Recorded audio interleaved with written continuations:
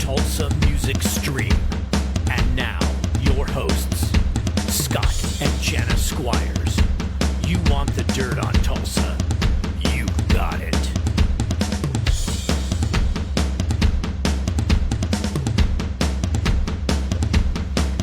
Welcome to another edition of Tulsa Music Stream. I think, was this number 500? No, 24. Okay, yeah, that's right. Tulsa Music Stream, episode 24.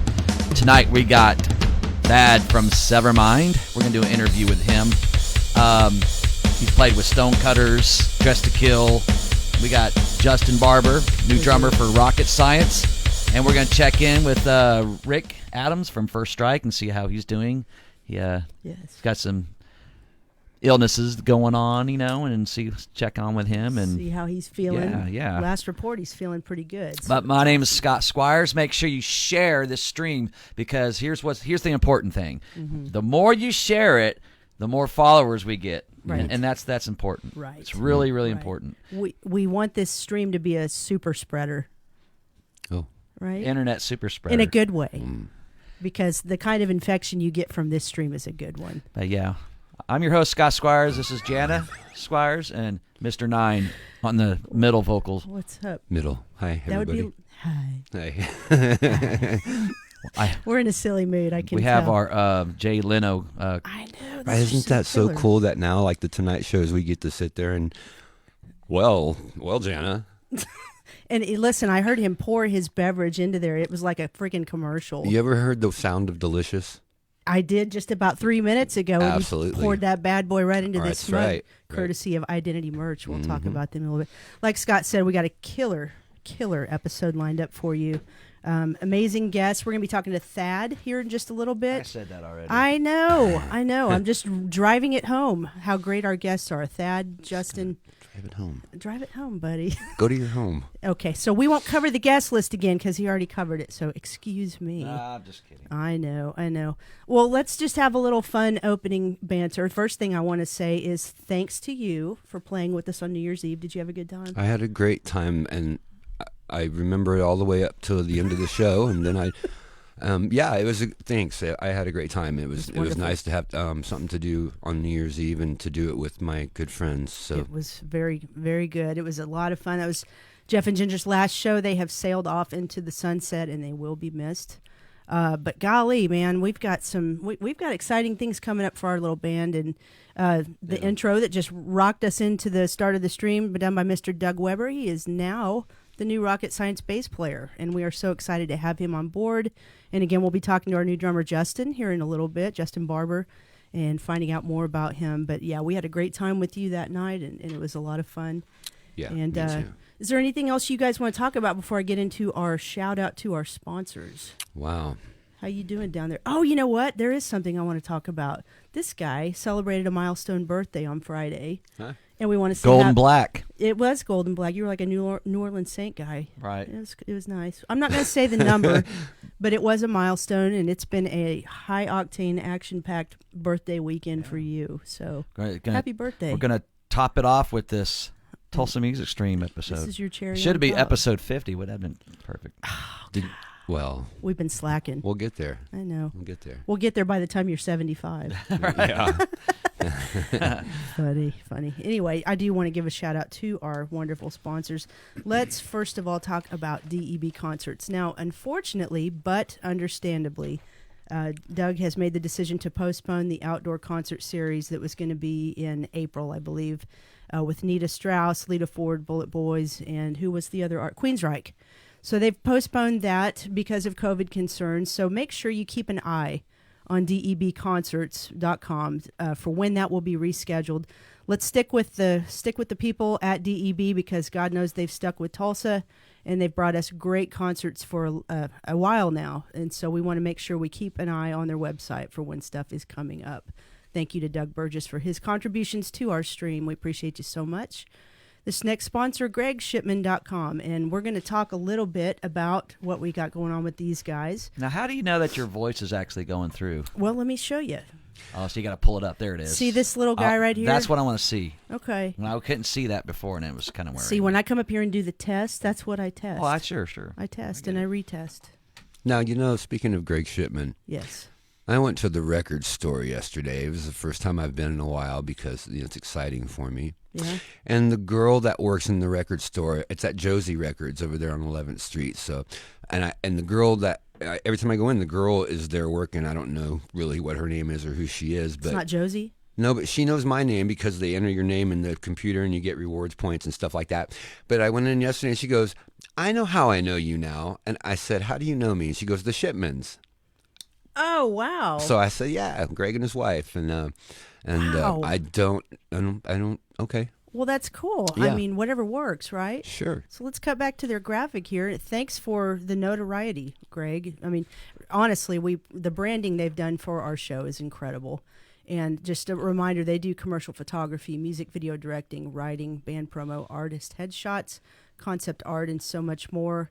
And again, we are super pumped that they're going to be helping us do let me cut back to us. They're going to help us do a pre-recorded pilot episode of Tulsa Music Stream that we're going to pitch to an ad agency in hopes of getting the show picked up for continuing high production episodes with multiple cameras, shot in a different location than nude dancers. Yeah, we got nudes coming up for you. All kinds of rock and roll that'll too. be So exciting. that's the best part. It's all Yeah. about the music and the rock and roll and the. Now we're going to make an executive decision. Do we want to talk about who's going to be on the pilot, or we want to keep that a surprise? Well, I know who we were trying to do. Yeah. Do you want? Should we I don't say? care. Yeah. Well, care a little. Well, bit. I mean, we're not like top secret stuff here. I mean, Okay, we've already well, told about the Seether drummer. We're going to try to get him. John Humphrey. So yeah. we actually had him on a scheduled show at one point. We so, did. We're going to try to get him for that, and then Severmind. Severmind will be a band that's performing a couple of songs for us on Right. that episode, which is that right there is worth trying to get this show to a higher production quality, because then we can start incorporating live band performances, which Yeah. would be super killer. Absolutely. We do also, if everybody's schedule works out, our plans are also to have Lynn Hernandez and Greg Kozak as a tandem interview on that episode. And that would be awesome. Yeah, because God knows we all want to hear from Lynn and hear how he's doing. And Well, just two DJs from I two know. separate, competing stations Right. at one point. They're probably rivals. You know what I they're mean? actually friends. It's like believe it or the not. Pittsburgh Steelers and the Cowboys sit down and have a talk. We're going to work it out. Yeah. And I'm going to continue pressuring the two of them to start their own stream. So we'll see how that goes. And we can be guests on their stream. Wouldn't that be cool? Oh, yeah. Well, we can bring our coffee mugs too. They'll probably make us use theirs that night. Oh, yeah. But then the other tandem interview we hope to do on that pilot is Doug Burgess and Tom Green, because they're such an important part of the scene and the shows that they bring into Sure. town. So we're really stoked about that. And then let's also, one more shout out to Identity Merch. These guys, Todd Cook and these guys it's exciting to see them growing. Todd branched out and started Identity not too long ago, and I'm seeing them pick up more and more and more every week. So if you have any screen printing needs, go to Identity Merch. Todd Cook, he will hook you up, and he's definitely helped us out. Let's again look at these cool mugs. I don't know how well you can see that. Well, Jenna, I see yours pretty well. Thanks. Yeah. Anyway, thank you.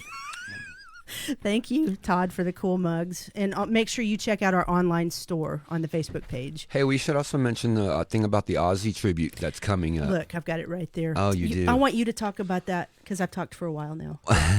Well, I don't remember the date. Does it say the date on there? Yeah, March 7th. March 7th. It's a Sunday. At the IDL Ballroom. Much like the Eddie Van Halen tribute, a bunch of us are gathering to do a tribute to the life work of Ozzy Osbourne. And, of course, man, so many of Tulsa's great guitar players will be there. Shredding some Randy Rhoads stuff. Some Jakey Lee, some Yeah. Zakk Wylde, some Black Sabbath songs too. So a lot of the guys that participated in the Eddie Van Halen show are going to be playing the Ozzy thing. It's going to be kick ass. I just saw the list of songs and the people playing the songs, and 32 songs. oh man, it's just I mean, 32. it's such an array of Tulsa talent, doing it. So the last one went so well, the Eddie Van Halen tribute. It was so much fun, Yes. and got to hang out with all the musicians, man. Yeah, it's a great time. So this is going to be really cool, and I can't wait to do it. For sure. I know I added a couple of songs that I was going to sing. You know what I'm excited? Miracle Man. Yes. And Rock and Roll Rebel and Bark at the Moon. I wrote a new song for it. It's kind of a tribute to Mr. Crowley, but it's called Mr. Furley.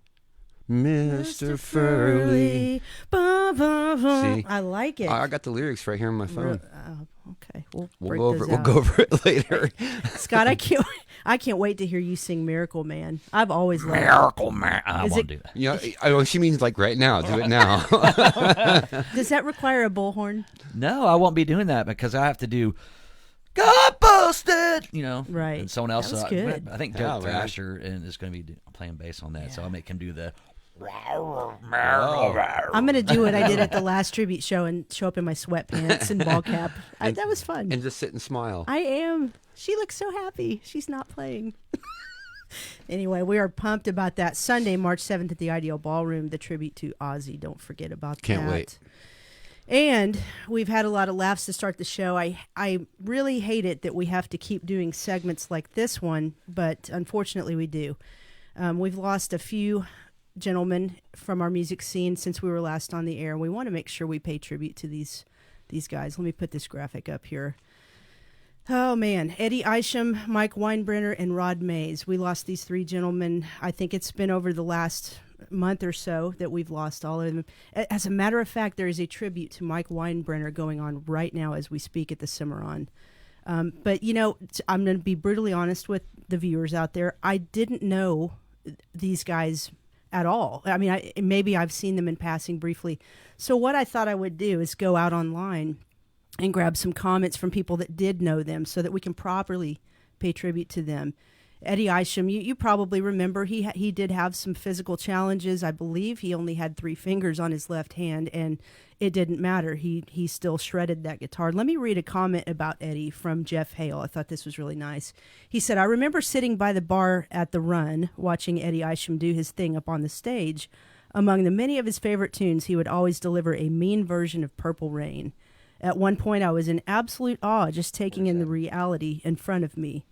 I was thinking that this has to be one of the most inspiring players I'd ever seen. Bear in mind, and just his physical limitations and feeling that soul that came through his voice and his playing, you knew you were witnessing something more than extraordinary. So that was a really nice comment That's about awesome. Eddie. And then Mr. Mike Weinbrenner. This was a really nice tribute by Heather Buckley, and I saw that she was also on Fox 23 talking about him, but I thought this was a nice comment. She said, it is a comfort to see how loved and admired Mike Weinbrenner was. The one takeaway from such a terrible loss is that we should all be inspired by Mike's example and live our lives just a shade closer to the light he shared with all of us. Walk kinder, love deeper, give more than you're able, especially right now. And for those of you who don't know, Mike he really did a lot around here. He was inducted into the Oklahoma Blues Music Hall of Fame, member of the Blues Society. He ran sound for some bands around here, including Sweat and Bullets. And I want to make sure I share this also about Mike. When Down for Five drummer, and he also played in Sybil's Machine, Adrian Alexander passed away, Mike came to Adrian's benefit and brought Adrian's daughters yellow roses. So that just shows what kind of a guy Mike Weinbrenner was. And then Mr. Rod Mays, the leader of the Risky Business Band, he passed He passed away while listening to his band's cover of Running Down a Dream by the late Tom Petty. And the band said in a statement, "We are comforted that he was a man of God and blessed so many. Rest in peace. Rod, your work is done. Your legacy of faith will rock and live on." So God bless all of those guys. They will be missed. And on a very, very, very happy note, this gentleman you're looking at right here has been through a 30-day journey. Today is day 30. He was admitted into the hospital January 2nd with COVID, and that's his beautiful wife next to him. I believe this picture was just taken today, you guys, but Steve got COVID, and it was looking pretty bad there for a while. He went on a ventilator, and she posted just an amazing update today. It says, 30 days in, God does nothing halfway. They just removed his trach. We'll have dialysis catheter in his neck removed today also. He wants all you to know how much he appreciates the thoughts and prayers for his complete recovery, and he's just amazed at all of the support and love he has received. So, I mean, wow. That's so cool. Way to go, Steve. So good, man, that he's Oh, my God, I know. thumbs up. I know. Can't wait till he gets out of there so we can all go bowling together for sure. Yeah. So lots of stuff going on, man. We hate bringing heavy stuff to you, but it's reality. But fortunately, our brother Steve Holt is fighting the good fight and doing well. So keep thinking about him and praying for him as well. But good stuff. Yeah. Yeah. Well, do you guys want to get a hold of Thad? So Why we not? Can, Let's talk some rock and roll. Let's talk some rock with Thad Timothy from Severmind. This is a busy dude. He's in Severmind. He's in Dress to Kill. And he's also in Stonecutters. And I have a funny story to I tell think they him. just played last night. I this know. summer on, right? I have something to tell him about his show last night. Uh-oh. So Well, Scott's going to get him dialed up on the phone. Thanks for sharing the stream, guys. We appreciate you helping us get the word out. Hello. Hey, how you doing, Thad? How you doing? Hey, how's it going? Good. Can you hear us all right? You bet. what's up, Dad? Cool. How you doing, Thad? Doing well, thank you. Great. Thanks for having me. You bet. You sound like you've got a little bit of the "I played last night" voice going on. How you feeling? Yeah. Yeah, it was a good night, but certainly a long one. Good. We're not going to keep you super long, but I want to make sure that we take some time to find out more about you and your story and to promote your bands a little bit. I do want to tell you a funny story about your show last night, which, if people don't know, people were celebrating Thad and Thad's guitar player Pete's birthday last night at their Stonecutters show at Cimarron. And our friend Eric Biddle, who's probably, there's no probably about it, he's one of the best supporters around here of our local bands. He came and saw you guys for the first time last night, and I guess he got to meet Jay Brown for the first time, and he said Jay affectionately has dubbed him Eric the Viking, and he was really stoked about that nickname. So, but he had a great time. He thought your band was amazing. How was your show last night? Was it pretty great? Oh, it was great. It was a full house. I got to meet Eric, too. He was sitting next to the stage the entire night and was just into it from the get-go. We had a nice conversation afterwards, and very kind words. But, yeah, it was a lot of fun. We ended up, half the crowd seemed to be celebrating a birthday that night. So it was definitely a good time to celebrate, for sure. Good. I hear the end of January is just it's a prime slot for birthdays. It is, apparently. Right? Yeah. Which, by the way, happy late birthday, Scotty. Thank you, Thad. Oh, that's so cool. You betcha.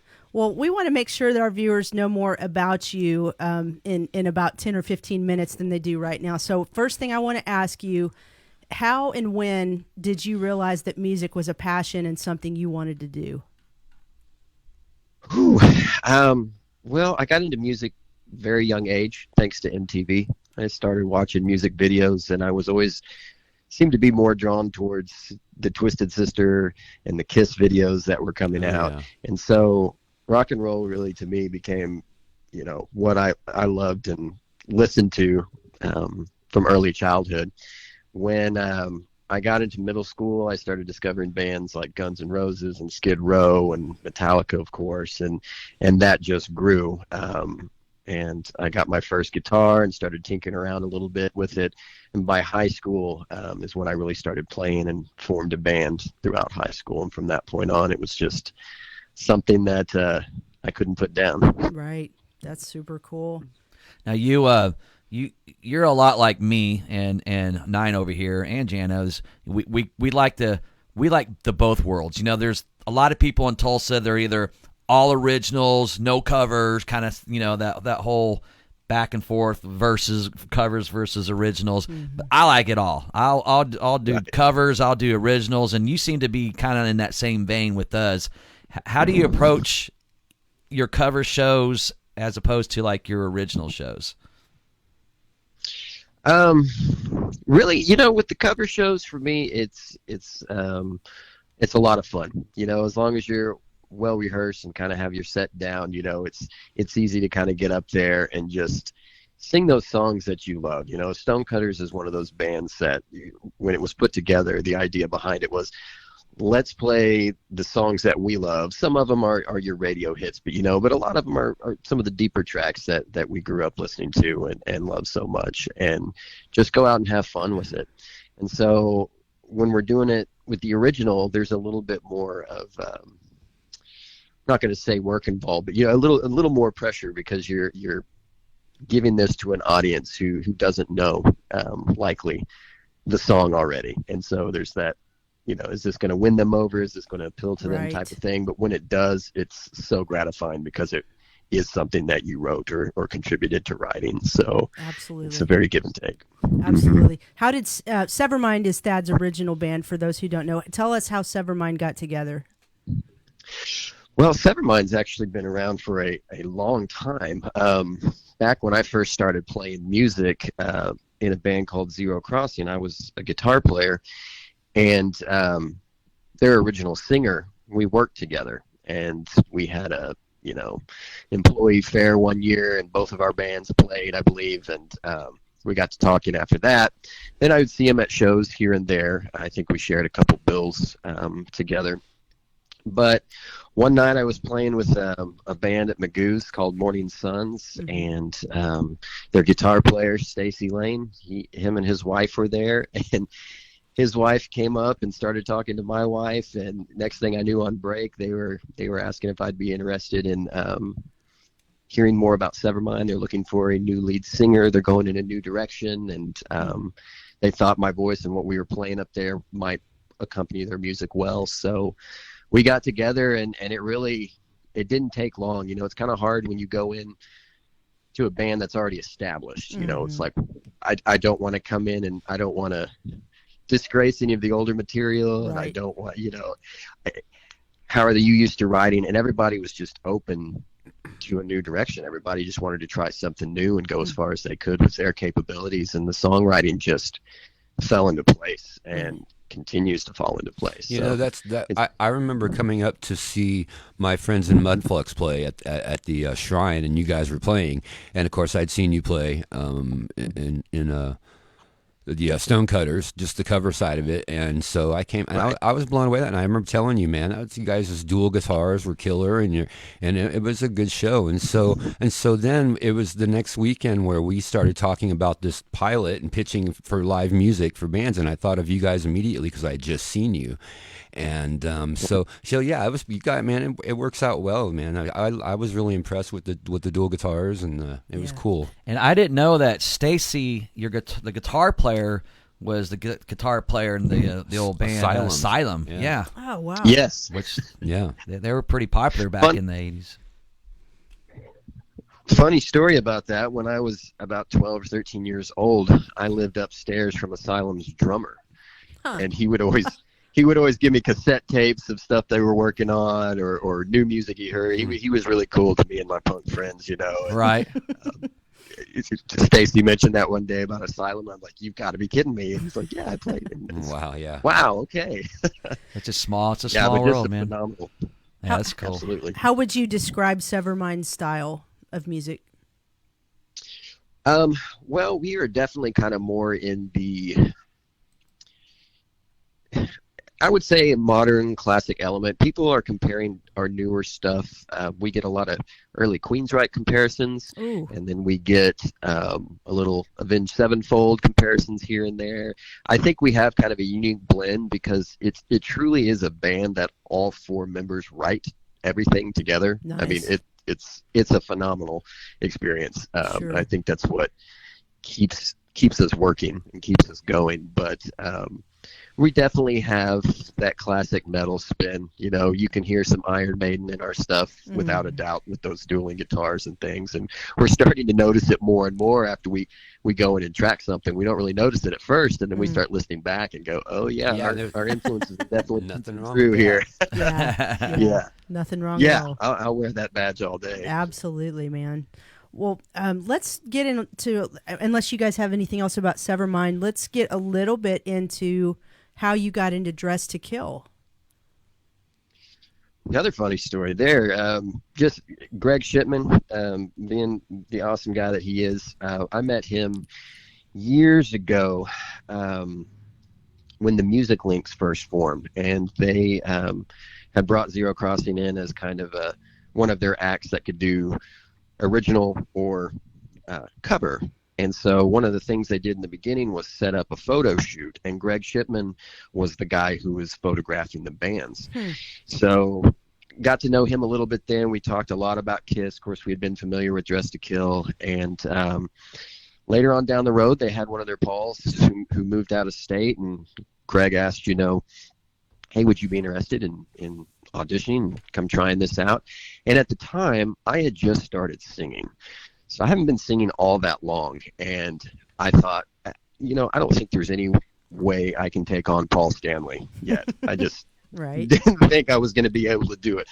And so, I thanked him and passed, and then a couple years later, the next Paul moved out of state as well, and I thought, okay, I'll go in and give it a shot now. I'd been singing with Stonecutters for a while, and we're doing more of that higher stuff, and I felt like I was finally starting to gain some control. And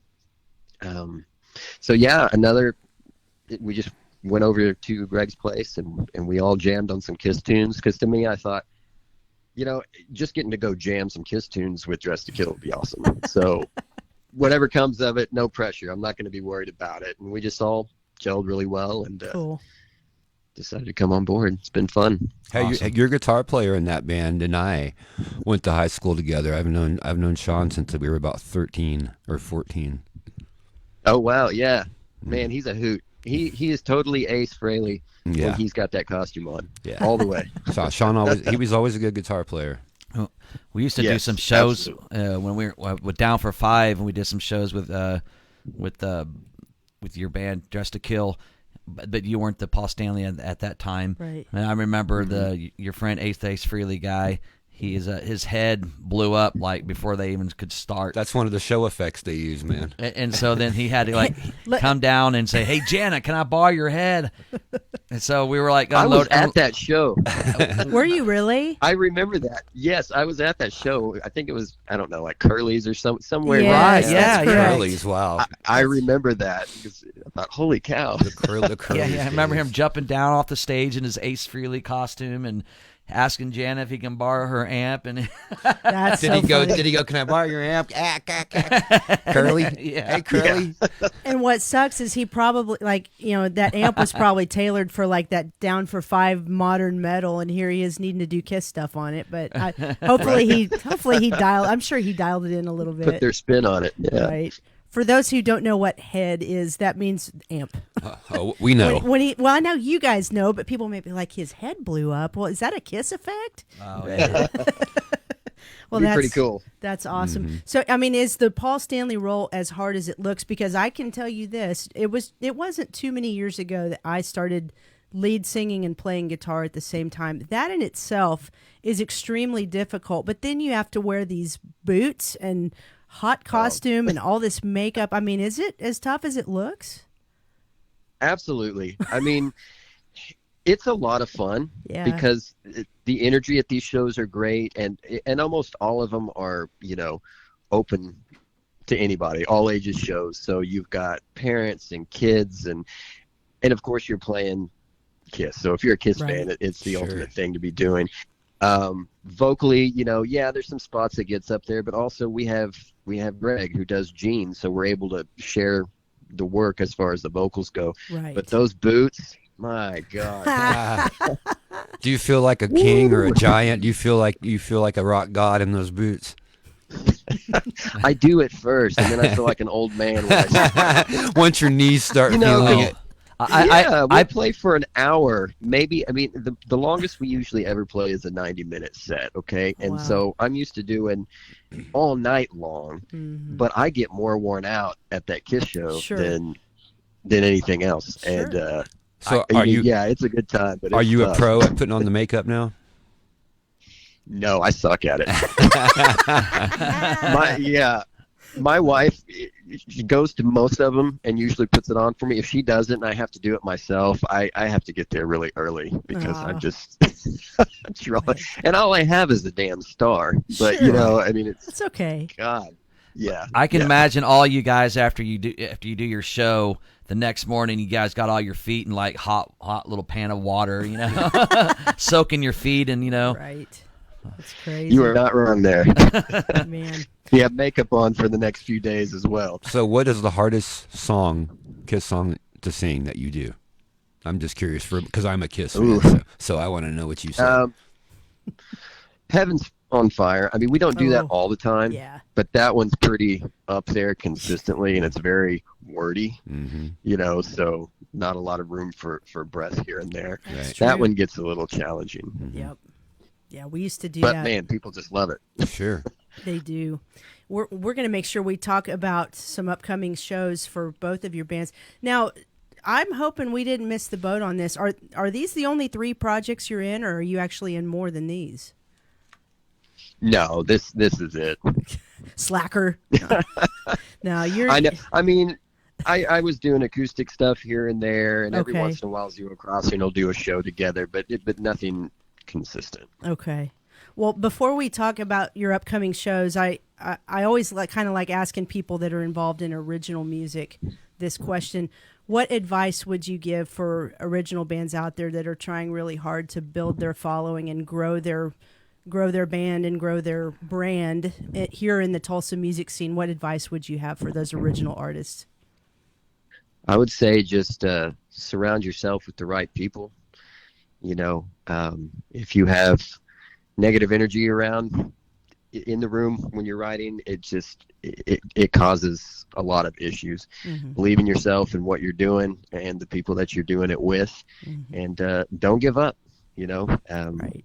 Take those shows that you can get, and don't be afraid to turn down the ones that aren't going to do anything for you. Boy, that's great advice right there. You know how it is when you're 20 and you take every single show, even if it's to your detriment.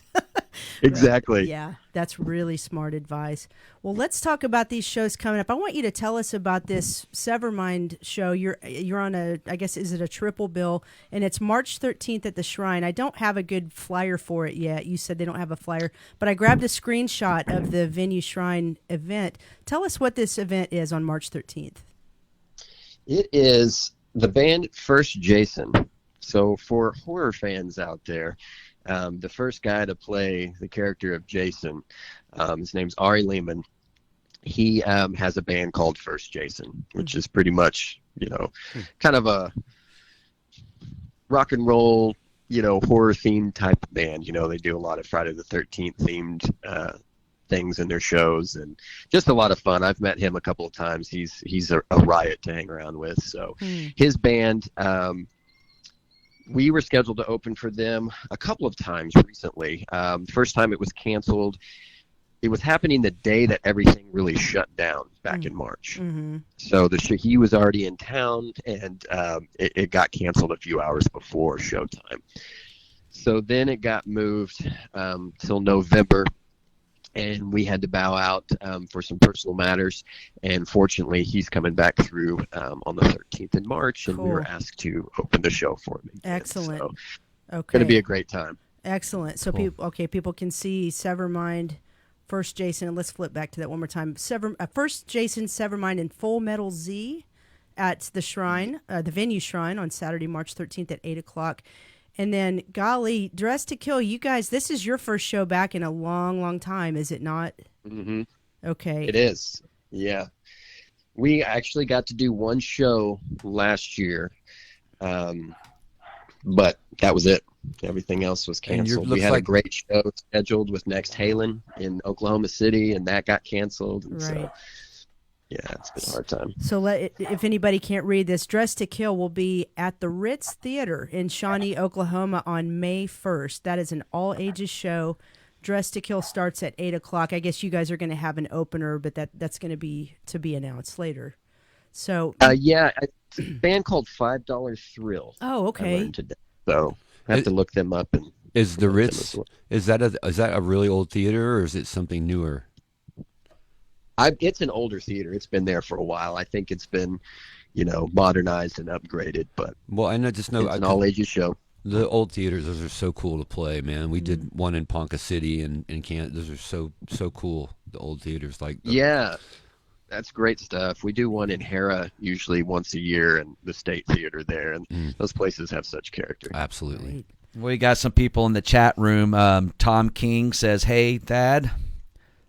Hey, Tom. The bass player. We got to do a show with him this year, yeah. Oh, that's cool, man. And Doug Weber Love says, Doxy. Doug Weber says, can I borrow your amp, Curly? Yep. Anytime, Doug. Anytime. Well, Thad, guys, do you have anything else for Thad before we cut him loose and let him go to bed? You constantly impress me. Every time I come see you, you just seem like you get more comfortable, more natural on stage. And I know you have these different personas you have to, to approach the stage with, with your different bands. But, you constantly impress me. Every time I see you, you seem to be more comfortable, more confident on stage, and just you're just out there doing your thing. And I just want to say that I'm proud of you, and I'm glad that you're getting out there and doing your thing, man. And don't stop. Keep it up, man. Absolutely. Hey, man, I really appreciate it. It's a blast. I'm looking forward to our next tribute show where we can all get together again. No kidding, Yeah, man. coming up soon. You let us know anytime there's something we can help you promote, and we'll make sure we get it on here for you. Okay, buddy? Absolutely. I appreciate it. You bet, man. Thank you for your time. Go get some sleep, okay? Have a great night, man. I'll try. Thanks, you guys, too. All right, we'll man. see you, bud. What a great guy. Yeah. Zero Crossing, they played a lot at CJ Maloney's back when we were doing the October Blue. Octane Blue. Octane Blue. Blue Octane. But I remember, you hear a lot about Zero Crossing, and then of course he got the Stonecutters thing going, and he'd have all the 80s rock bands on his jacket and stuff, and with the bandanas and stuff, and so he always seems to look like he's having a good time doing what he's doing too. So Definitely. that's always that's good. If someone's up there just going through the motions, it's always easy to tell that. But when, like you say, when they're loving it and living it, it comes across as genuine, and that is definitely one You of got those some guys. drumsticks over here. What's going on? We're going to get to those later. Oh, wow. Okay. That's for later on. Don't worry, I'm not doing a solo. Well, talking with Thad, that he plays with Jay Brown, so we should have asked him some funny Jay Brown stories. Oh man, we sure should have. That would have been a good question. Yeah, definitely. Well, so we're already at our middle break. So let me tell you what we got coming up. We're going to play our Shipman commercial, and then the guys in a band called Outlaw Devils sent us a song called Night Groove. So we're going to be playing that. And then when we come back from our break, we're going to do a quick check-in with new Rocket Science drummer Justin Barber. He's in the chat room, too. I know. Says, Hey, what's buddy. up, Thad? He doesn't do hair. And we got Tim Hewitt's Tim Hewitt's in the chat room. We got Jennifer Biddle, Doug Weber, Tom King, Scott Gurley. Hey, guys. Hi. Rick Adams is in the house. Hey, Dale Rick. Christensen. Dale. Identity Merch. Teresa Bella's in the house. Nice. Hey, Derek everybody. Thrasher. Tom Green. Chris Powell. What's going on, Chris? Jason. Gotney. Coot Dixon. Coot Dixon's in there. And listen, everybody that's in there, we're going to need your participation in the chat. And you don't have to call. You can just type it in if you want. But we're going to hear in a little bit after the check-in with Justin, we're going to be talking about our most prized music items and memorabilia. And we want to hear what yours is as well. So let us take a very quick break. We will be. This is going to be Outlaw Devil's song called Night Groove. We'll be back with Justin Barber from Rocket Science. Hi, Angie. Kelly Ansley, Justin Barbara, hey dudes, Jeff Bray. You gotta say hi to these Hi people. there. They'll think they're being ignored. No, not at all. No, you're good at that. Thank you for not. I don't mean you're good at ignoring. You're good for acknowledging them. So thanks for helping with that. Yeah. Anyway, let's take our break. We're gonna play a commercial and a tune, and we'll be right back on Tulsa Music Stream. Thanks, guys. Make sure you share the stream. My name's Greg Shipman. You may know me as your friendly neighborhood demon from the Kiss tribute band Dressed to Kill. I've played in a lot of bands over the last 30 years. And I understand the music business. I'm also a commercial photographer and a video productions director. We do music videos. This one's called PBR by the Gypsy Store Troubadours. It just won Video of the Year at the 2020 Tulsa Music Awards. Your single has a story. We can help you tell it. We shoot concerts too, with multiple full-frame Ultra HD 4K cameras for stunning movie quality scenes.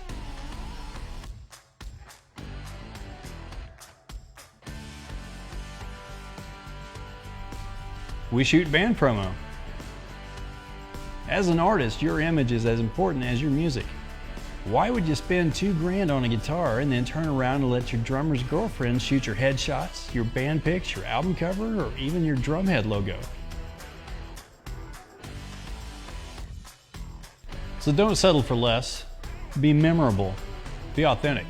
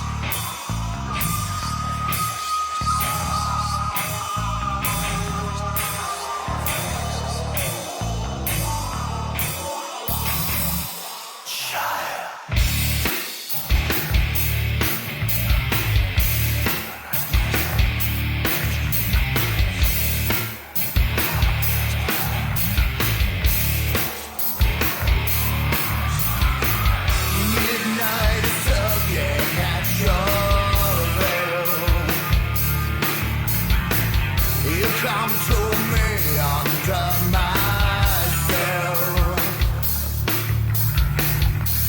Need to drink you, taste the blood in your veins. Well, I need to feel you before the blood moon wanes. Should let your body move, hey. Step into the night groove. The night cries out for this. When you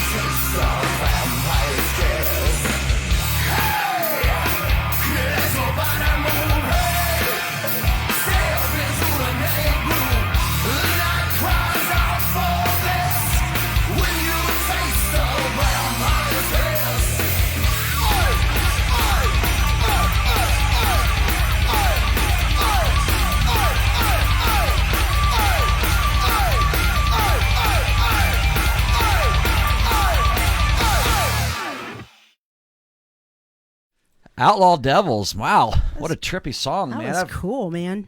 Yeah, Vampire's Kiss. it's hard to describe the style of that. You know, it's kind of got some goth feel, right? Yeah, it's like a, I don't know. I'd like to hear what they think they are, because it's like, obviously it's got metal. Yep. It almost has some, to me, you'll get this. It has a little bit of hymn vibe to it. Sure. Am I in the Yeah, right? and the guy that's the singer, he kind of looks like King Diamond without makeup.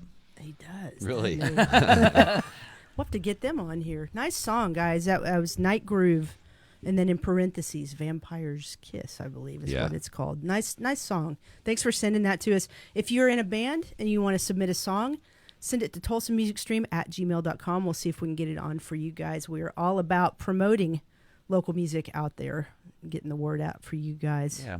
And if you just tuned in with us, help us share the stream on your group pages. You know, to help us out. Absolutely. On Please. personal pages. Do your part. We don't mind begging. All right. right. Why don't we call Justin Barber and see what is up in his world this evening? Justin, we're coming your way. Justin is the new drummer for our little band called Rocket Science. Want to hear what's on his brain tonight? What's on my... Snowboarding. You ever snowboarded? I've never snowboarded, no. I bet we're going to have to tell him to turn his... This is Justin. Hey, Justin, Hey. you sound great. Wow. Oh, good. All right, off to a good start. What do you have, like a 2021 phone? What's going on? Of course, of course. Nothing but the best, buddy. That's Wouldn't great. settle. No. That's right. How are you this evening? Doing really good. How are you guys? Good, man. We're great. We just wanted to say hi and do it. We're not going to do a super long interview with you, but again, like we do with everyone, our goal is to make sure that the people watching our stream find out more about our guests. And first of Yeah. all, I just want to say thank you for coming aboard the Rocket Science family. We're extremely excited to have you on board. And, you know, you've been out of the scene for a little bit. No, the guys are playing. Yeah. The guys are playing with Motley Crue dolls, so now I'm completely distracted.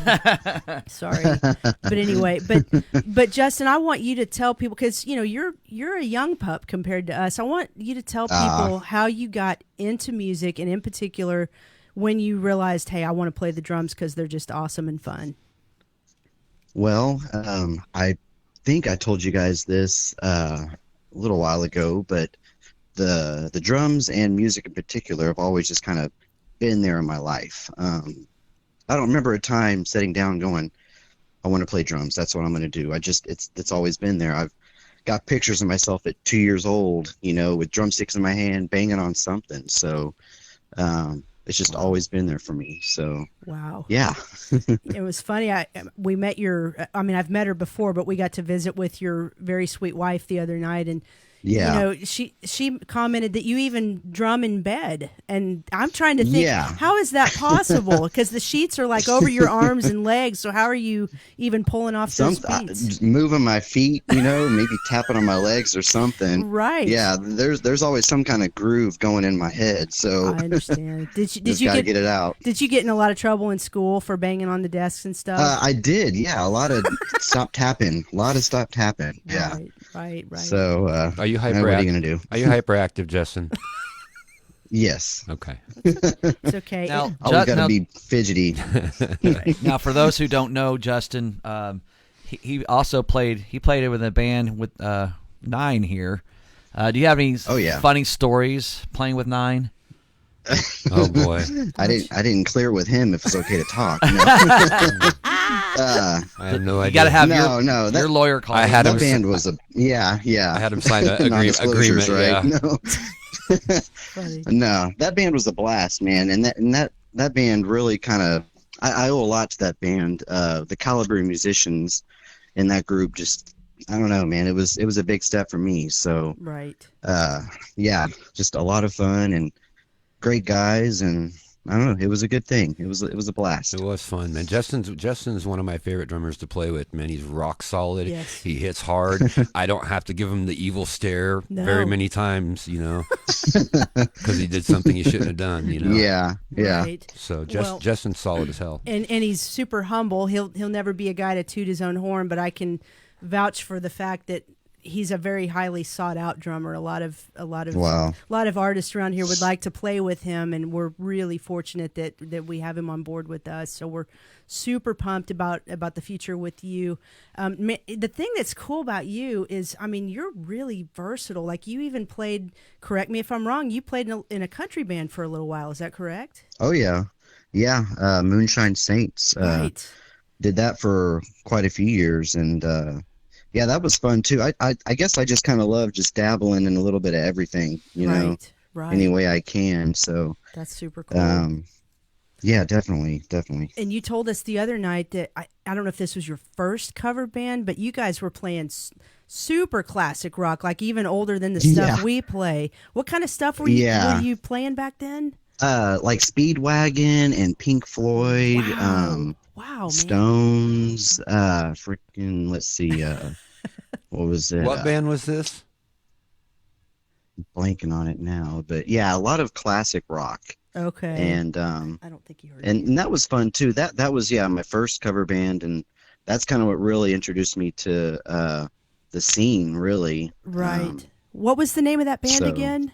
That band was called Gypsy Train. Do you remember them? And they were.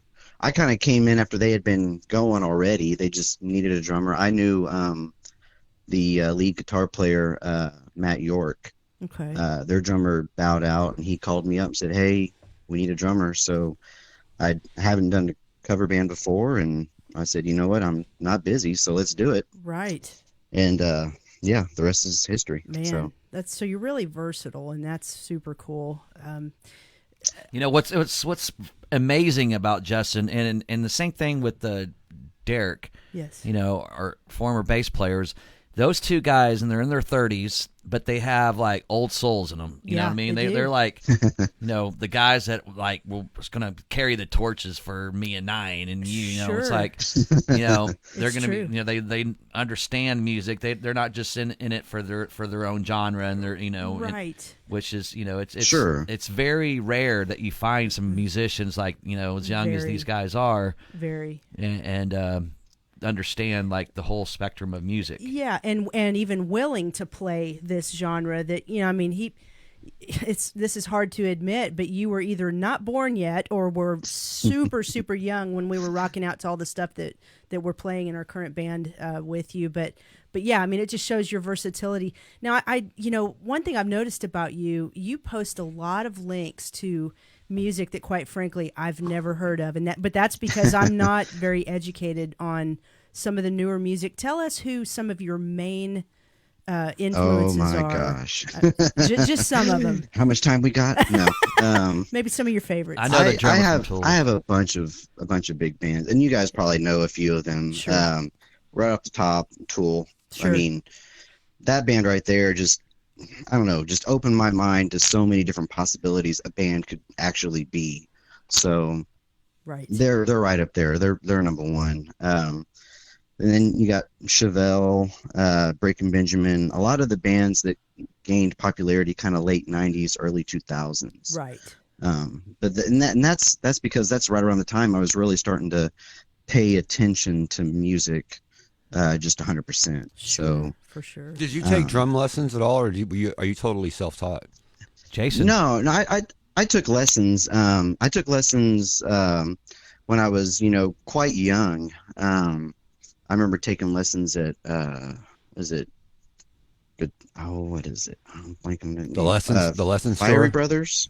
Fiery Brothers. Brothers. Oh, wow. Wow. Yeah, back in their old location, not the one here on Sheridan, but their old location. I took lessons from a drummer there. Oh, the one on 11th Street. Yeah. I think that's right. It was that's it was right. an old Brahms building. Wow. It was. I think that's what it was. It was? Yeah. Okay. Well, that's where I think I started taking like some of my first drum lessons there. And then I had a neighbor that was a drummer, and I took some lessons from him. But the most influential lessons came from Jason Gilardi at a Drum World. So, Sure. that was probably 15 or 16 when I started learning from him. So, Right Yeah. on. If you're going to take lessons, he's definitely one of the local drummers I would recommend. You know, so. when he was Oh, probably definitely. going to Fire Brothers, we were probably hanging out at Windjammer. I bet you were. Probably so. He probably came up to us and we were like, "Get away, little kid." Yeah, you guys were mean to Justin. Yeah, we were. That's so funny. We were on our way to Caravan. Yeah, I didn't go to Caravan. I didn't go there. Yeah, I didn't either. Nah. But man, we just want to thank you for your time tonight, and wanted to give everybody an opportunity to learn a little bit more about you, and again to just welcome you to the Rocket Science family and say how excited we are. His first show is next week, so everyone get out and welcome to the band and say hi to him and check him out. He's going to blow your mind. He's a great drummer. For sure. Yep. Yeah. This Well, I really got to Saturday. thank you guys for being so welcoming and Absolutely. patient as I learn all the stuff and get acquainted with all the material. And Hey man, everyone around, not just you guys, but the fan base has been wonderful. awesome. And this is quite a step up for me. So Well, I really appreciate you guys just giving me a thought. And We're going to kick look ass, forward man. to- We just need to get you to wear Yeah. some eyeliner. Some leather pants. you do Get not some have to wear leather pants. eyeliner. You do not have to wear eyeliner. Get him in some leather pants or something, you know. He has to drum. I'm sorry. Maybe Maybe some Kiss boots. some No. kiss. No, there's no way. Scott said he has a leopard print jockey thing for you to wear, a little Oh. little cup, Yeah. little cup to go over That's your. There's a reason I perfect. stay in the back. Great So stuff, man. Well, yeah. we'll cut you loose, and we'll see you Tuesday night for setup here at the house. Okay. sounds great. I'll see you guys All then. right. Thank you very much. Thanks, See buddy. you, Have a great Justin. night. Have a good one, Take buddy. care. All right, bye-bye. Thanks, You too. bye. I'll tell you what. What was some of your favorite Great guy. moments playing with Justin? Boy, you put me on the spot there. Favorite moments playing with Justin. I liked watching him do his little drum solos, man. It was always impressive, So you let him do drum solos? I think we let him let do it. him. Yeah. No, he paid us to do them. But I gladly accepted and went ahead and All right. it was good. Yeah. Took No. a little breather like we did 20 minutes ago. Right. The halftime show. That's great, man. He's such a sweet guy, Yeah, and he so much is. talent. Yeah, I so agree. much talent. Good Lord. I agree. We're super excited about him and Doug Weber. Golly, I mean, just like that, the whole face of the band changes. And had a little small get together the other night, and Scott jokingly told the two new guys, "Yeah, just make me look good." So, Right. Right. no pressure. Hey, No, it's going to be great. you, It's you got to keep that formula going, the winning formula, Right. absolutely, man. I can't do it on my own. No, you You need look help. pretty silly up there without a band. I need You're some right. help. That's true. Well, so let's get into this. This is some fun stuff, and this is where we're going to get the viewers involved. I certainly hope they will participate and just type it in. Just type it in the chat. Yeah. You want to kick this off? What are we going to talk about here?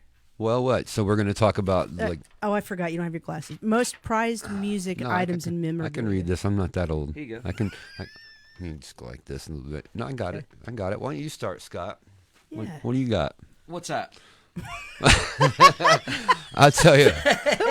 Most prized music items. Most prized music What do you items. got? What do you got? Do you memorabilia. have something maybe Oh, you've collected you know, over the years, or Here's the deal with me.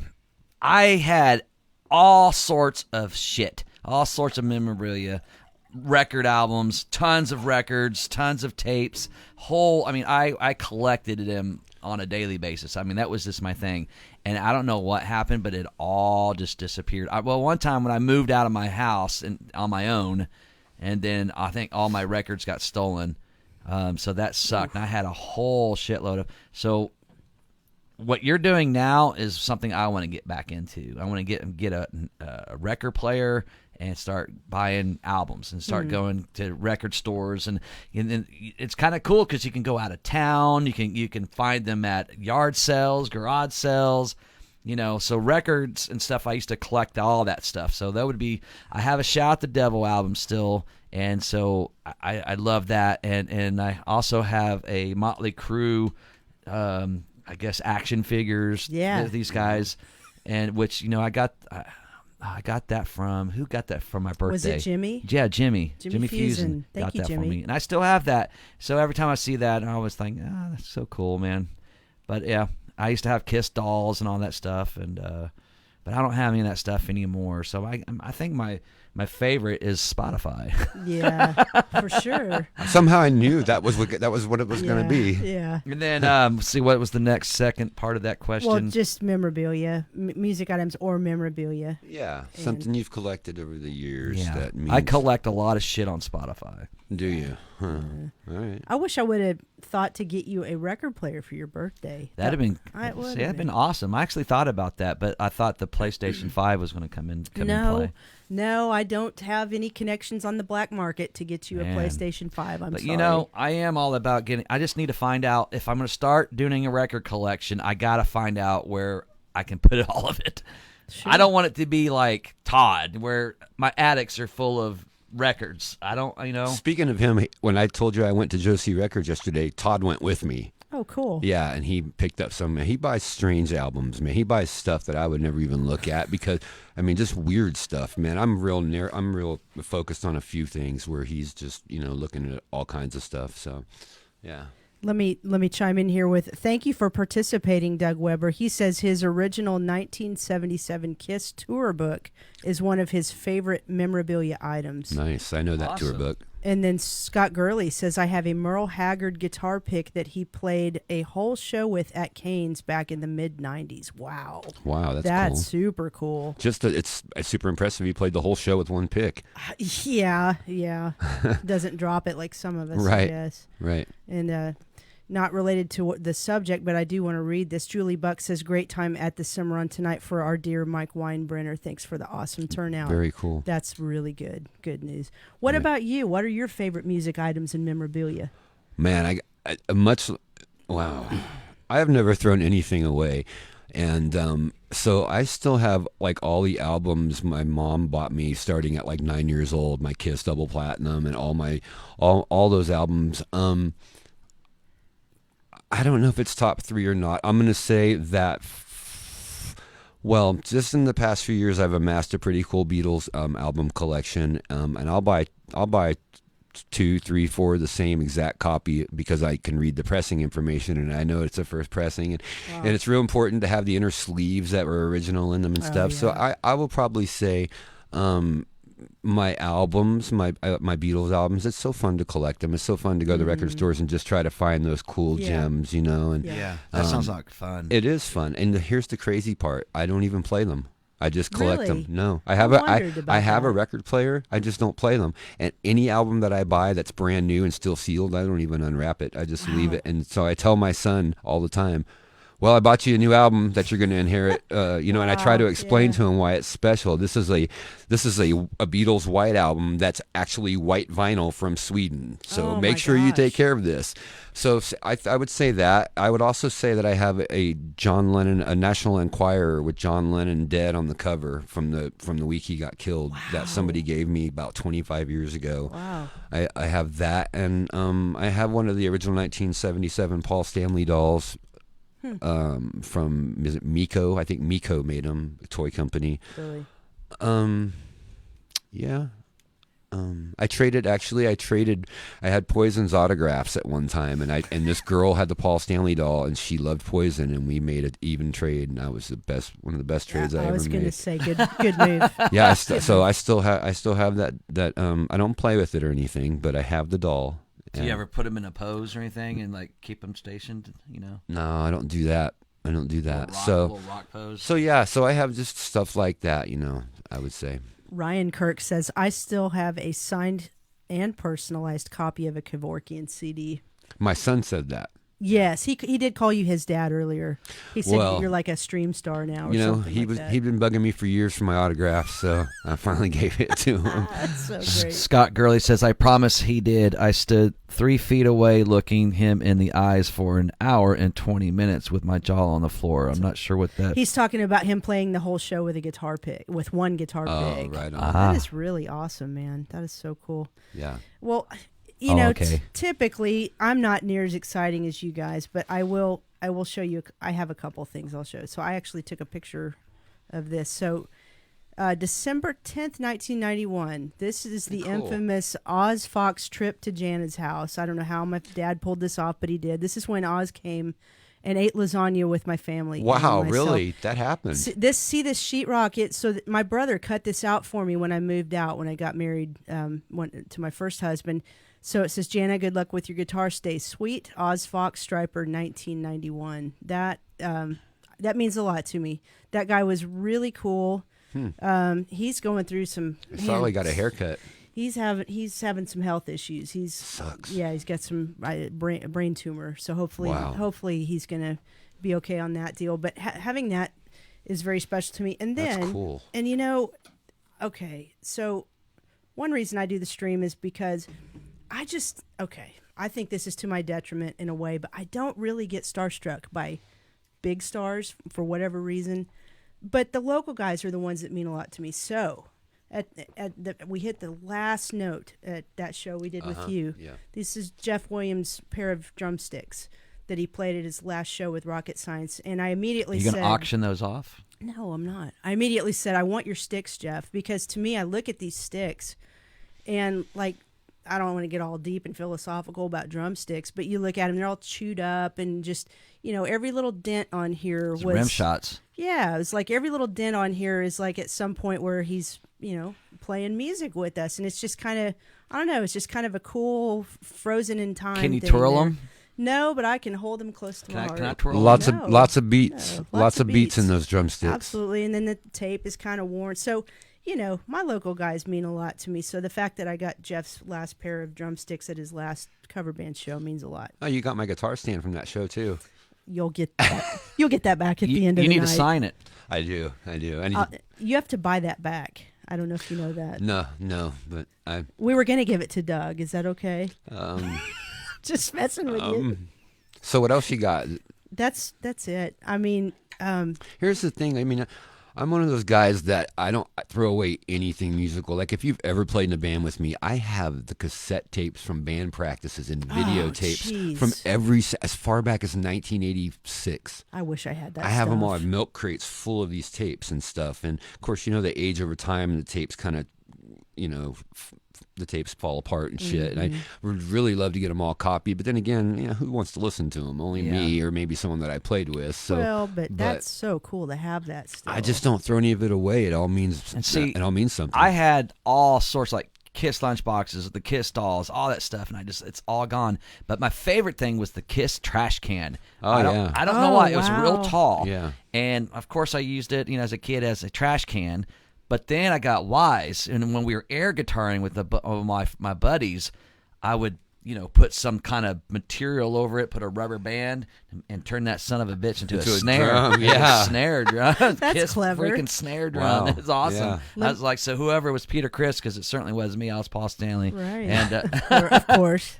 Right. Fuck yeah. so I was like, here's your snare, man. He's like, hell yeah. And I got some drumsticks. I think they were brown, big old fat drumsticks, but I didn't know any different. See, for me, it was always a conundrum because Ace Frehley was my favorite, but I was a bass player, so what was I going to do? What the Let me read some comments here in the stream. Jason Gottney says, originally my favorite piece of memorabilia was my record of the first Quiet Riot album featuring Randy Rhoads. Yeah. But currently my favorite item is my tickets to see Black Sabbath during the End Tour. Amazing concert. And then Scott Fetgatter says, original Kiss, Love Gun, and Destroyer puzzles. Did you guys have those? Oh, very cool. Very cool. Super cool. Scott Seaman, guitar mags from the 80s. Stage used guitar pick collection from a bunch of my guitar heroes. That's super cool. And then Angie K also has a pair of autographed Bam Bam sticks. Is that the wrestler? Bam Bam Bigelow. I didn't know he played drums. I didn't either, man. He's a rocker. He's a rocker. Yeah, that's the problem. There's so much stuff. I have so much music stuff that I'm sitting here racking my brain going, I know there's something small that I just forgot, but yeah, it's all meaningful because it's a lifetime of music that I've loved. I agree, man. I'll tell you what. Why don't we let's check in with Rick Adams? Yeah, let's see how he's doing. I know. Let's grab a piece of Rick. You know what? Grab a piece I want to grab of it. the Rick. I want to grab a pizza after we're done with this. I'm getting kind of hungry. Are you really? You mean a piece of pie? A pizza pie. Can we get pizza with Hey, Rick? did you ever have New York style pizza when you went there? I think I did. I don't remember now. That's a lot of bong hit to go. I would have definitely had to have some pizza. I had some stuff. I bet you I had did. Some, I had some You did food. some things, didn't Bet you? you I had did. some food. Yeah. You wore your girlfriend's jeans around New York all over the place. I didn't know. I did that at Halloween. Oh, I thought that was an everyday thing. No. Huh. Well, I thought I had his number. It's on the sheet. I know, but Check oh your wait, there it is. Get your sheet together, Scott. We're good. You know why I pre-programmed it all. You on know my why phone. you're not going to get a hold of him? Because he's bound for the UK. Bound for the UK. You're so proud of yourself. Hell yeah. Oh shit. Who in the hell is Bound calling for me at the this time UK. of night on a frickin' Sunday? Hey. Who do you think you are? Hey, the Patriots aren't playing, so we thought we'd bug you. Right. Hey, how'd that Celtics-Lakers Ah, game for go? crying out loud. All right, what can I do for you? You're so funny, man. It's Rick Adams from First Strike, and we're just proud to have you on the show. We were, you've been having some health issues and everything, so we wanted to call and let the viewers know that how you're doing and how you're progressing. What's going on, guys? I'm just giving you hell. Glad to hear from you. Thank you so much for calling. You bet. Always humbled to be with you guys, and you're doing a great job, and I appreciate you guys. All you do for the Tulsa music scene, and there's a lot of stuff that's been going on this last year, and you guys have been a big part of it. So, kudos to you and hats off. Thank you, buddy. Love you, cats. We love you too. How are you feeling, bud? Hey, I'm getting better. I had the cancer, and had a surgery to take it out. Yeah. They got rid of it, and for I guess 4 weeks now, I'm cancer free for the first time in two years. Thank Oh, God. kick ass, Thank man. God. That's so Yeah, good. for the first time in 2 years, cancer free. I'm good, and to be honest with you, I'd never know I had it. Wow. Swear to God. So- I Wow. feel great. So what made you? So guys, let me tell you guys this, and tell Okay. every guy this. Please get yourself checked out. Scott, you just turned 50, right? Oh yeah, Yeah, you did. Okay. Wow. Okay. You are in line. You need to freaking get yourself checked out about every 2 or 3 years. Yeah. Make sure. It's very important because I had no clue I had this. Wow. My doctor saved my life from a blood test. Wow. So I'm good, thank God, and I want you to be good, and I want all my fellow rockers to be good too. Get yourselves checked out, damn it. See? Absolutely. All right? This guy just turned 50. You hear him? And everyone was like, "Oh, everything's good, man. 50 is great." It's like, no, you don't. No, you got to understand. go get your butthole poked on. Right? Yeah, It's- I got to make an yeah. appointment for that. Have you had it done yet? Now. Why would I did it on your 50? So Wait a you minute. though. Huh? You're 52, 9. No, Okay. I'm 50. Rick, I will work on both of these guys after the show. Okay. I'm not going to work on You're them. damn right. Nine, What? you better get your ass in there too. Don't Listen, think I know I- you're a cool bastard. I know you got a great name. You got a great freaking nickname. I love you, bro. But get your fucking a-hole in the front of it checked. Okay, I got to All right. tell you, I get a physical. Because I get a move physical. you guys around. I hear you, bud. Damn right. Thank you, man. I appreciate Damn it. right. So get your a-holes and the other side of it checked out. Right. And that goes for the rest of you rockers too. Amen. I agree. I Go agree. get your junk played with. So you are feeling well. I mean, do you feel like you have all of your strength back at this point? I haven't lost a step. Awesome. I'm good. That's awesome, dude. Good, man. That's so I great. really feel good. Like I said, guys, I never know I had this. Wow. Jeez. But thank God, my doctors, I have a team of doctors. I have 3 of them that saved my life. And I had, prostate surgery. Everybody's like, what kind of cancer? Well, it's no secret. It was prostate cancer. And there's no such thing as a good cancer. Right. But if you're going to have one, I guess that's it. Yeah. And I had it, and they basically looked at it for about 2 years, and they said, Rick, it's getting aggressive. We need to get rid of it. I said, okay, what are we fucking waiting for? Right. Right. Let's get it out of there, Yeah. So they took it out on New Year's Eve, and that way I could, meet my deductible for 2020. I'm a businessman, remember that. Right. You know, so I saved myself about $2,000. You know, and so that worked out. So I have two questions. I have two questions for you. Did you have a history of it in your family at all? I did. Okay. And the other Yes. question is, Yes. after you had the surgery, because you said you didn't even know you had it before, after you had the surgery, could you feel a difference? Yeah. Yeah, absolutely. I mean, I'm not gonna be normal for a little bit, but trust me, I'm gonna get back. Yeah. And like I said, I never knew I had it before, you know, but there are side effects, unfortunately, you know. Am I wearing a diaper? Hell no. You know, but, you know, there are things that I have to deal with, and I've been working for the last 2 weeks. So about 2 weeks of it after the surgery, I was suffering a little bit. And I'm not going to lie, I still am a little bit. However, I feel, you know, upstairs, I feel good. Downstairs, not the same old Rick, but it's coming back. Good. And it will. That's great. That's Yeah. awesome. And I'm going to get back to normal. Your attitude is awesome about Yeah, it, it dude. is. I mean, your attitude is totally positive and refreshing. And, you know, cancer took my dad. It was lung cancer, but man, it's such a scary thing. So glad that you're good and that you're upbeat about it, man. Definitely. Yeah. And I wanted Well, to, you know, I also wanted to say thank you for giving me a call when I was going through my my Yes. battles with COVID, and you and I kind of had a really cool conversation on the phone, and hearing you doing better and everything. We just us two wishing each other well. I really appreciate that phone call. Definitely. absolutely, man. You know, I love you guys, and I think about you guys, and whenever, you know, we're kind of all family around here. When Yes. something is going wrong with someone, we want to reach out, you know. And unfortunately, you know, I feel bad because I can't do it to everybody I'd like to do it to. Sure. You know, but you know, I was glad to be able to do that with you. And like I said, you know, at the beginning, you guys had a nice little show opening with the people that passed away that were so instrumental in the Tulsa music scene. Yes. You know, I thought that was a good way to open your show. Class act, well done. Thank you, man. Hey, I want to tell you a funny story before we cut you loose. And I don't know. I guess I'm going to go ahead and share this. I think it's funny. I hope everybody does. But so you recommended a friend to me recently to come install this garage door opener for us because our guy we were going to have do it got sick. So your friend came over, did a bang up job, did a wonderful job on it. Put this thing in. It's a really nice garage door opener. It's a I don't know a whole lot about him, but apparently this one is a belt drive, so it's real quiet.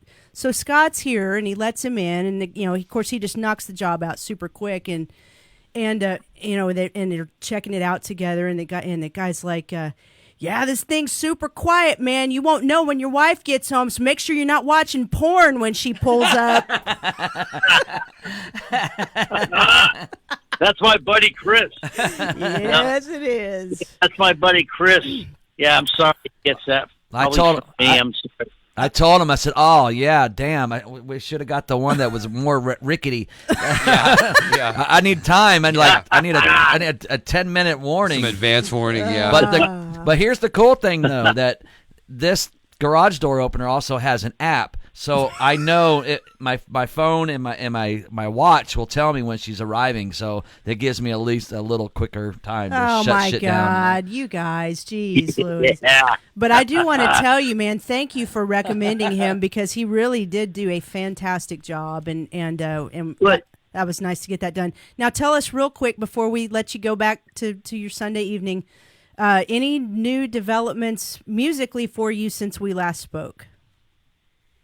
Yeah, you know, I just talked to our guitar player Steve Pogue the other night, and you know, we're ready. You know, it's a very stalemate time of not year but time for all of us musicians. You know, we want to try to do the right thing and the safe thing. Mm-hmm. So we all are on the same page. We want to get back and jam. We can't wait to frickin' play, Right. especially in front of people. You know, Yep.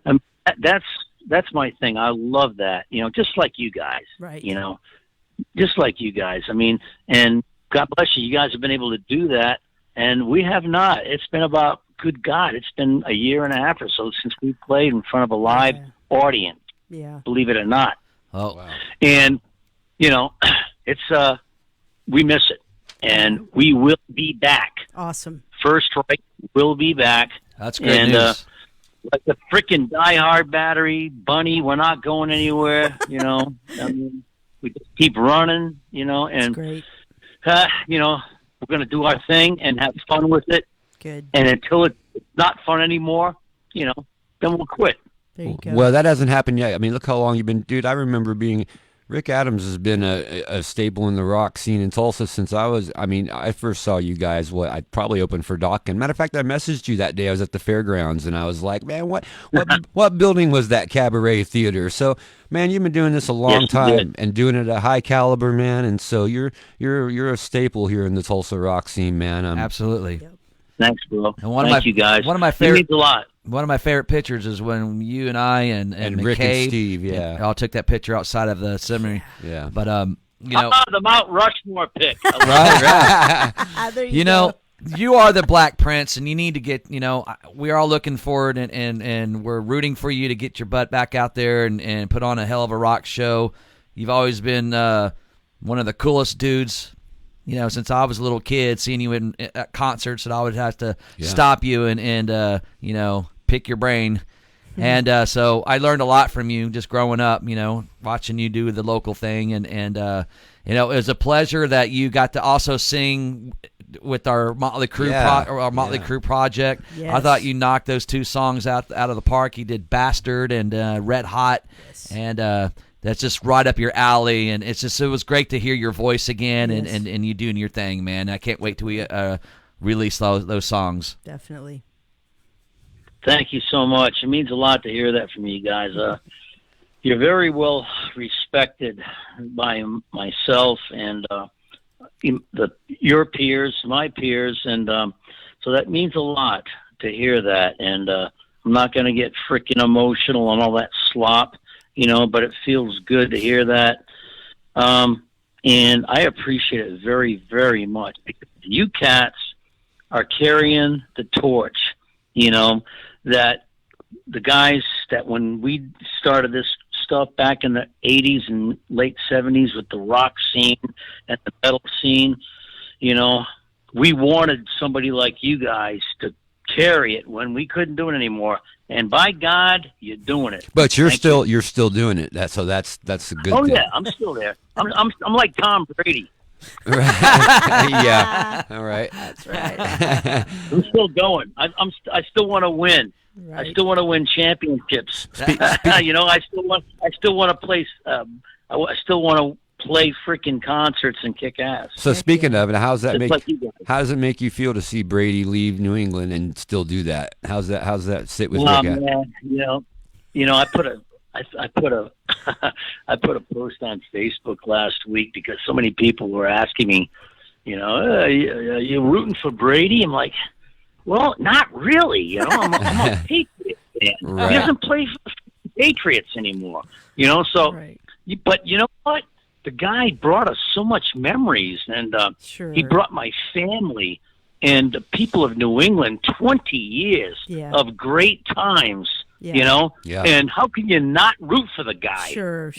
Sure. Yep. And then Scott says, "So, are you rooting for Brady?" The first thing. I'm like, "Good question, bud. I just didn't answer it." Right. And I still can't answer it. Because I just want to see a good game, and I love the Chiefs and what they're doing. Mm. I love Patrick Mahomes. That cat is the new, he's the baby goat. Right. Right, yeah. You got the goat versus the baby goat. So I just want to see a good game. That's great. Well, against some, motherfucker. I mean, Brady's got freaking 10 Super Bowls yeah. under his freaking thumb. Him and Phil Jackson should go out and have a beer. Yeah. That's right. Yeah. That's right. So I just want to see a good game, and may the best team win. Right sure. on. Right The most one of the impressive things is it took him 1 year in the NFC to go to the NFC Championship and take a team to the Super Bowl, where all these other guys, it took them multiple years to even get to that game. He did it in 1 year. Isn't that amazing? And it was the year that his team hosts the Super Bowl. And not only that, they didn't even get a preseason. He didn't even get a preseason with his new team at all. Right. He you know what I mean? So, but then again, he did handpick the team he went to, and he also handpicked Gronkowski and Brown too, the receivers. Yeah. So, you know. True. Isn't that amazing? Yeah. Isn't that amazing? And it's so cool because I know you cats are big football fans. Yeah. And you know what you're talking about. And you're exactly right. What he did is amazing. And, you know, they were interviewing, you know, I don't know if you guys noticed today, but there was no Pro Bowl. They basically interviewed all the guys that were in the Pro Bowl today. If you're NFL fans, there was no Pro Bowl. Wow. It was just like a bunch of guys that were on the Pro Bowl, and they were talking to them. They were having a talking match. Talk bowl. Yeah, talk Kind of bowl. like what we're doing now. Right. You know? Weird. And they were talking about, you know, what's going on with the Super Bowl. And Brett Favre, they asked Brett Favre, what do you think about Tom Brady? He just was like, you mean Brett Favre, who is unbelievable himself, was just like taking Tom Brady to the next high, saying, this cat, I can't fathom what he's done. So how cool is that, man? It's really cool. Very cool. It's cool that we get to witness something because we'll probably never, maybe, but this is something, you know, sports greatness that we're alive to witness. So my opinion is I'm not a Patriots fan, I'm not a Brady fan, but let the guy run up and win, you know, as many championships as he can because we're never going to see it again. Let him do something special. Awesome. Sure. Rick, we love you. You guys are smart. You guys respect greatness. We do. We love you guys too. And thank you so much for having me. It's always a blast. It's a pleasure, man. You're one of us. We're one of you, and let's keep it that way. And I still think that me and Jana and you and your woman need to still go out and have a dinner. Absolutely. For sure, man. When this stuff settles down, you got it. Maybe go out and get an RB. We'll do it. It's a date. Barbecue. Hey, we love you, and we're so glad you're okay and doing well, and just stay in touch with us, and we'll see you out there soon. Okay, bud? All the viewers out there, give my boy Rick Adams some love. I want to see some hearts for Rick Adams and him battling cancer, and he's taking care of it and getting his butt back out there and rock and roll. That's right. Rick Adams, we love you. You are the Black Much Prince, love, my man. friend. Black Prince. Take care of yourself, Rick. Thank you, guys. Love you. Love you, brother. Good night. Well, there you go. Tulsa Sports Stream. Look at all those hearts. I know. But you know what? People are just going to have to deal with us talking about sports from time to time because we all love it. So, sorry. This is just conversation among friends here at points of the show. And it happens. You know? We might talk about baby goats next show. Scott Gurley says, awesome interview. Looks like Thad and Tom King are having some love in the chat with each other. Yeah, Elizabeth Talcott says, and for us fans, we are so ready. Amen. Girl. DB Concerts is in the chat room. Colonoscopies save lives. Yes. You know what I look forward to? Scott Freder calls him the Black Prince. I look forward to Rick Adams' birthday every year because I always post, hey, happy birthday, Rick. Go ahead and grab a piece of cake. Oh, that's funny. And he laughs every time. I don't know if he does, but I laugh. I tickle myself. So. Well, then that's worth it, right? Yeah, and if you know the First Strike album, there's a song called "Grab a Piece" and of the cake of the rock. Let's grab a piece of the rock, but piece of the I changed it to cake on his birthday because I want to. Do you guys want to talk about your top 3 moments in your music careers thus far? Let you start it, man. Sure. I'll start it. Why not? I probably would say my first one would probably be the Cat Fest with Sammy Hagar in Oklahoma City at the All Sports Stadium. There's just a shitload of people there. That was a monumental day for me. Now, is this Sybil's Machine? Yes, it was Sybil's Machine. Because people are wanting to know. And we had Travis as our drummer. I love it. I don't know, someone puked on the side of the stage before we had gone up there. I don't know if it was Jeff or who, but yeah, that was an awesome show. Travis like, I'll kill a bitch. Yeah, we got it on tape somewhere. I'd love to see that sometime. What was so special about it? The crowd was huge. It was a festival. It was the Cat Fest, like the Z104, like Edge Fest. Right. Yeah. It was Cat Fest, and Sammy Hagar was the, this Kobo. What that song that they did? Cabo Wabo. Yeah. that was a big song at that moment. And we had the Flies were like one of the bands. They were like it was a festival, Right. And so when we played, I mean, we got to go into the autograph booth and sign autographs, and all the Edge Fests and all the birthday bashes. I did those, and those were really, really cool shows. But the Cat Fest for sure was very, very, very well attended. So that was nerve wracking, but awesome at the same time. My second one, I probably would say Rocklahoma.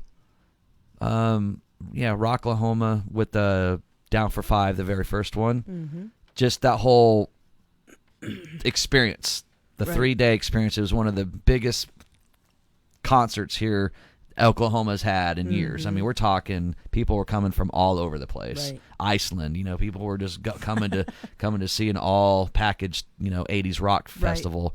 And it wasn't really just the show itself, which was cool and everything, but it was just the whole experience. So I put that up there as a monumental show and a moment for me musically. And then probably my third one, or number one, would be probably Rocklahoma with Rocket Science.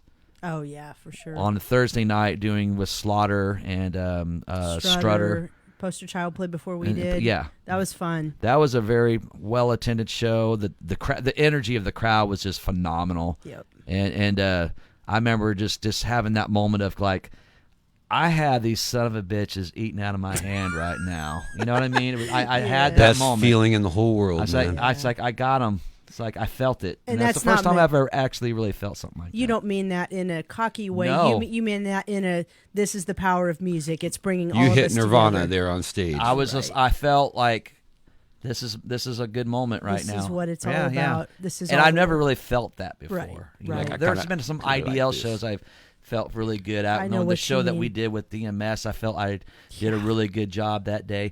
But that show at Rocklahoma was probably a really It was monumental. magic. Yeah.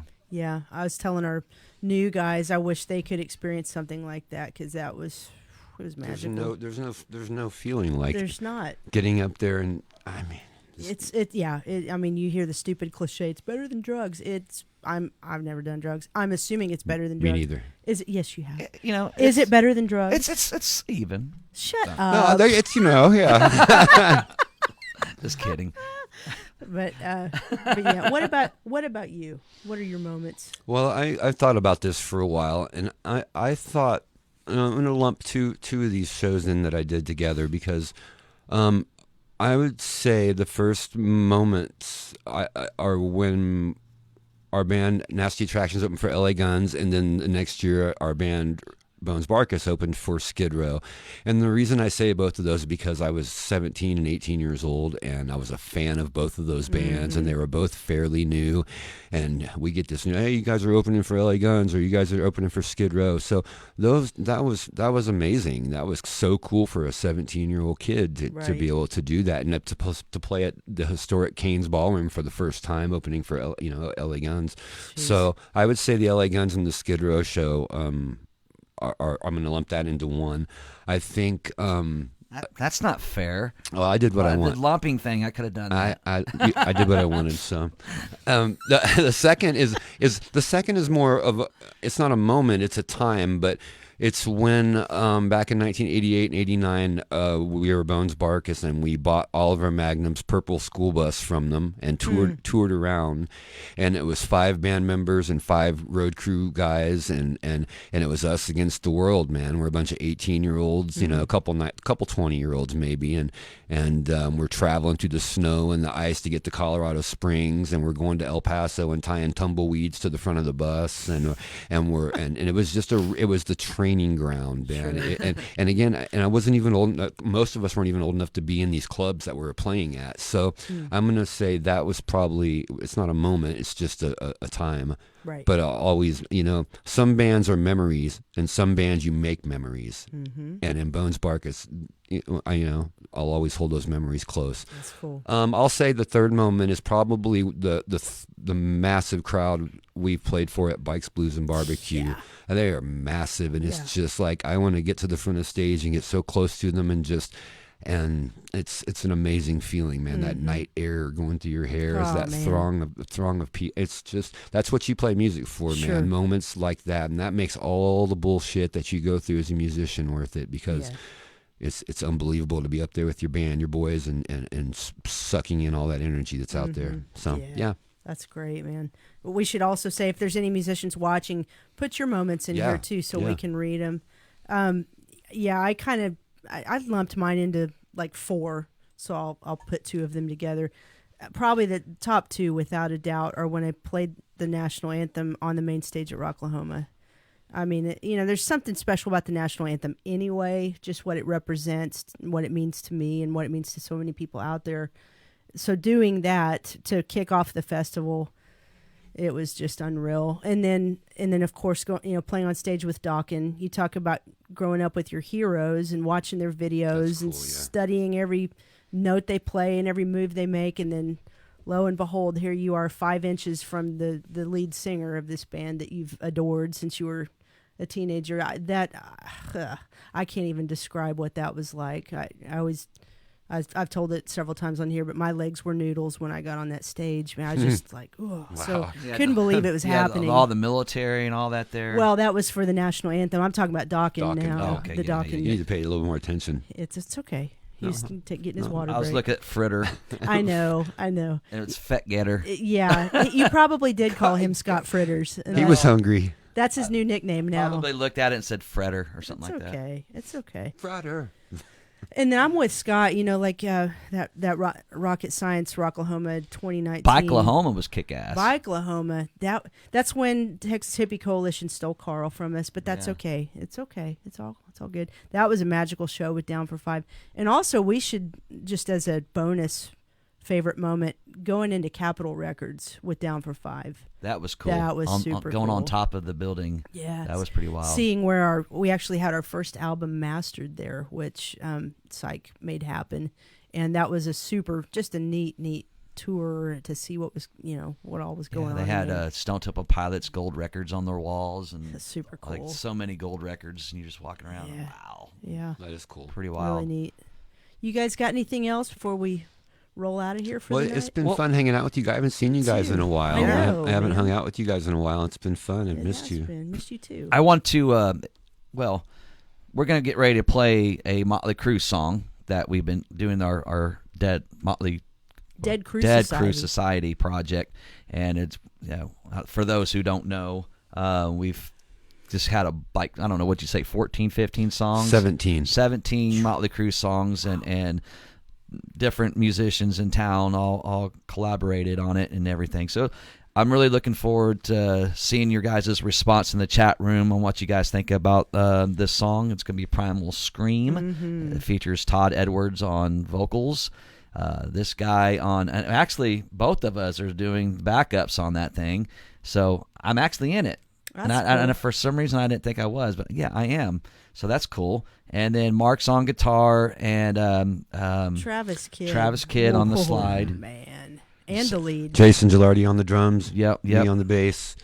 And nobody plays the xylophone on it. Nobody. Nope. But soon, maybe. But it was you, Nine, and Mark on backup vocals. Yes, Mark sang was in backups on with that us too. That's right.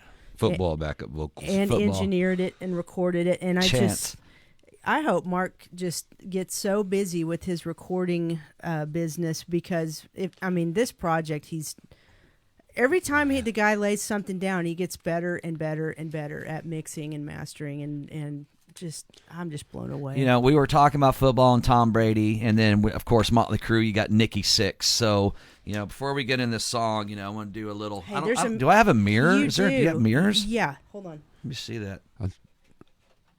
There you go. So we're gonna do some eye black. I wasn't gonna make you guys do this. So not only is this for Motley Crue, but it's also in honor of the Super Bowl coming up. All right. Are you gonna do it too, big guy? Why not, man? Okay. Now, did you apply that with? Okay.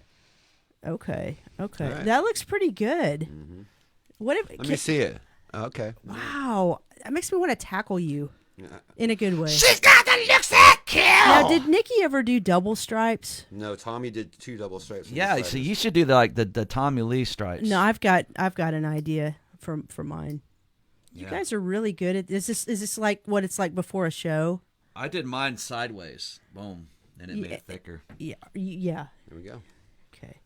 So I'm just gonna do one. Tommy V did 2 stripes right here. Isn't it the fad to just do one now? Don't go chasing waterfalls. If we're gonna be doing the Lisa Motley Left Crue Eye. song, let's get the other one going. Come on. What? You got to put it. Yeah, there you go.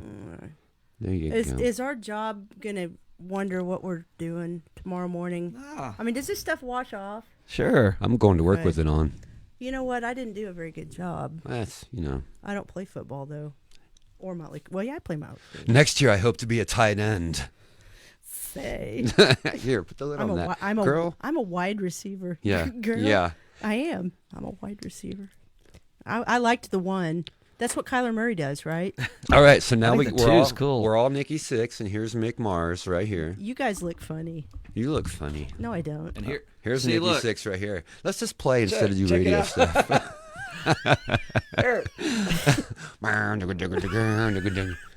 All right. I'm a scream. Mr. Mick Mars. Oh my god! You guys are like 5 years old. What the hell? We're out of control here. He's got his Warlock bass somewhere. Put him on the 8-ball. Yeah, Damn it. I have a Warlock. When we get mine. Damn it. Anyway, check this out, guys. Primal Scream. This came off of not the Dr. Feelgood album, but the one after that No, one. it was on a single. Yeah, right. It was Yeah, a that's single. right. It was off the greatest hits or 10 years from Sure. blah blah blah. Had Sure. like so many years, whatever. 80. 81 to 91 or something 81 like to that. 91, right? So Decade check of it out. decadence. I put mine too close to my eyeballs. Decade of decadence. You guys That's what did it was yours called. properly. Absolutely. Anyway, I'm worried about makeup. You're talking about the song. Check this out. We don't know when we'll be back on. We are shooting the pilot on February 21st, so watch for more details on that. We will be back on soon. Love doing this show. Love promoting you local artists. Thank you again to everyone for tuning in tonight. Stay tuned on our Tulsa Music Stream page. Like and share the stream. Thank you guys for all your support. We love you. Give this song some love. Do Yeah. not leave. You got to listen to it. Listen to the and, song. We worked hard on this shit. We did. And give it some hearts and give it some love. Share and, it. Oh, can you we guys share it? rock. No, we can't share it. Horns to you. We'll see you next time. Fun night, everybody. It was. Have a great night. Here's some Dead Crew Society with Primal Scream. We'll see you next time on Tulsa Music Stream. Good night. Out.